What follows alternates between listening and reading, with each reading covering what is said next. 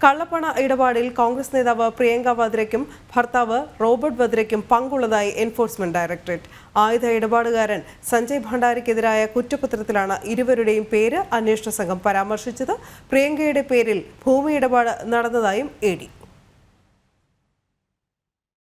കോൺഗ്രസ് നേതാവ് പ്രിയങ്ക വാദ്രയ്ക്കും ഭർത്താവ് റോബർട്ട് വാദ്രയ്ക്കും കള്ളപ്പണ ഇടപാടിലും അനധികൃത ഭൂമി കൈമാറ്റത്തിലും പങ്കുണ്ടെന്നാണ് എൻഫോഴ്സ്മെന്റ് ഡയറക്ടറേറ്റ് വ്യക്തമാക്കുന്നത്. ആയുധ ഇടപാടുകാരൻ സഞ്ജയ് ഭണ്ഡാരിക്കെതിരായ അനുബന്ധ കുറ്റപത്രത്തിലാണ് പരാമർശം. സഞ്ജയ് ഭണ്ഡാരി, കൂട്ടുപ്രതിയായ CC തമ്പി എന്നിവരുമായി റോബർട്ട് വാദ്രയ്ക്ക് അടുത്ത ബന്ധമുണ്ട്.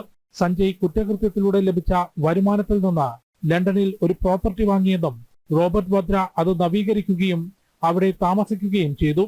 പ്രിയങ്കയുടെ പേരിൽ ഹരിയാനയിൽ 2006 ഭൂമി ഇടപാടുകൾ നടന്നു.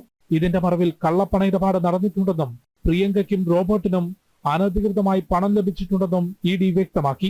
കേസിൽ EDയും CBIയും അന്വേഷണം നടത്തുന്നുണ്ട്. കള്ളപ്പണ കേസിൽ പ്രിയങ്കയ്ക്കും റോബർട്ടിനുമെതിരെ പുറത്തുവന്നിട്ടുള്ള വിവരങ്ങൾ ലോക്സഭാ തെരഞ്ഞെടുപ്പ് കൂടി അടുത്ത പശ്ചാത്തലത്തിൽ കോൺഗ്രസിനെ കൂടുതൽ പ്രതിസന്ധിയിലാക്കും. ജനം, ഡൽഹി.